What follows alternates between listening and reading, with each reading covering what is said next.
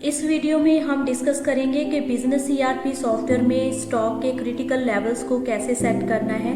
Means stock के reorder level, minimum level और maximum level को कैसे सेट करना है।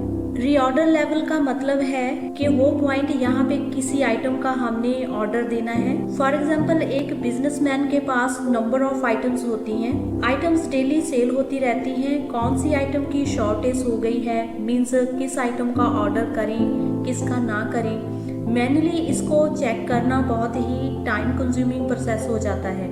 और दूसरी ओर अगर कोई आइटम कम पड़ जाती है और कस्टमर आके उसकी डिमांड करता है तो हमें पता चलता है कि वो आइटम तो हमारे पास है ही नहीं, जिससे कि हमारी गुडविल खराब होती है। तो कितना अच्छा रहेगा कि आपको पहले ही पता चल जाए कि ये आइटम खत्म होने वाली है, इसका ऑर्डर देना है, या फिर कोई आइटम बहुत ज़्यादा क्वांटिटी में हमारे पास अवेलेबल है।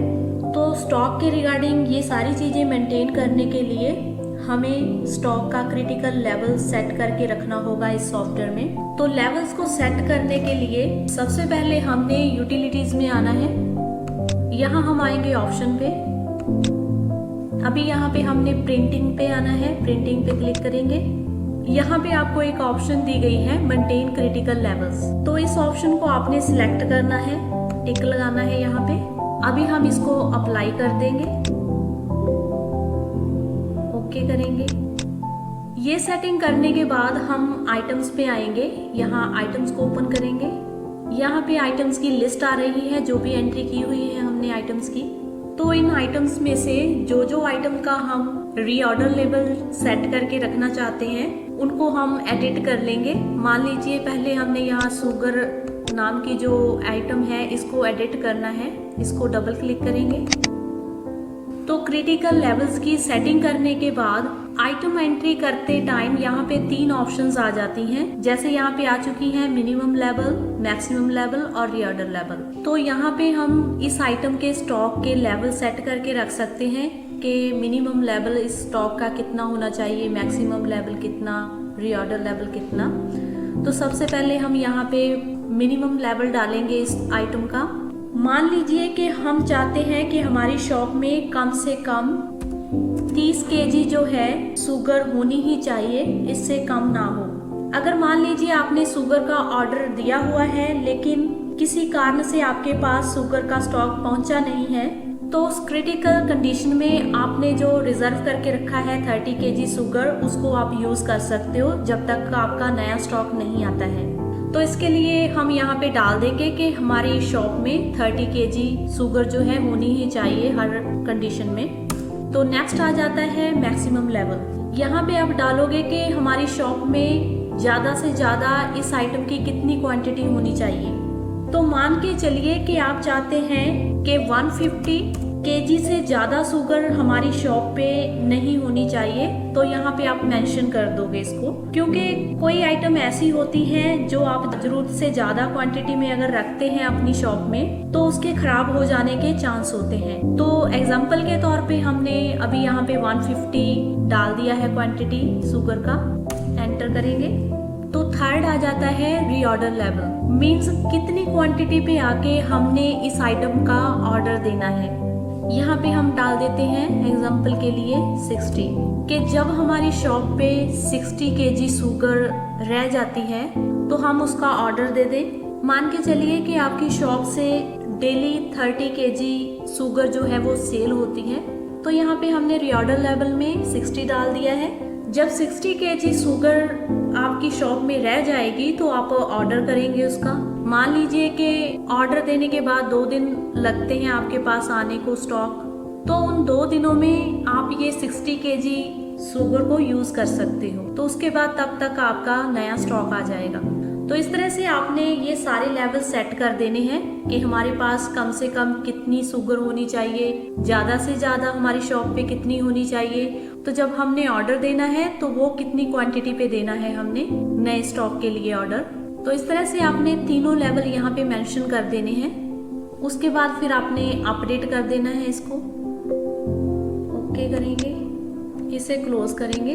अभी एक आइटम हम और एडिट कर लेते हैं, उसमें भी हम लेवल सेट कर देते हैं। अभी हम मैगी नाम की आइटम को एडिट करते हैं। इसमें भी हम लेवल सेट कर लेते हैं। मान लीजिए मिनिमम हमारे पास 30 पीस होने चाहिए, इसके मैक्सिमम 120 होने चाहिए।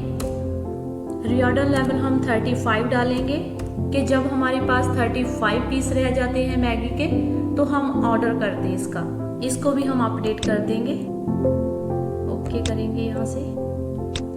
तो इस तरह से जो भी आइटम के हम लेवल सेट करना चाहते हैं इस तरह से आप सेट कर दोगे। अभी हम इसको क्लोज करेंगे। तो ये लेवल की सेटिंग करने के बाद आप डेली के डेली हर आइटम की सेल करते जाओगे।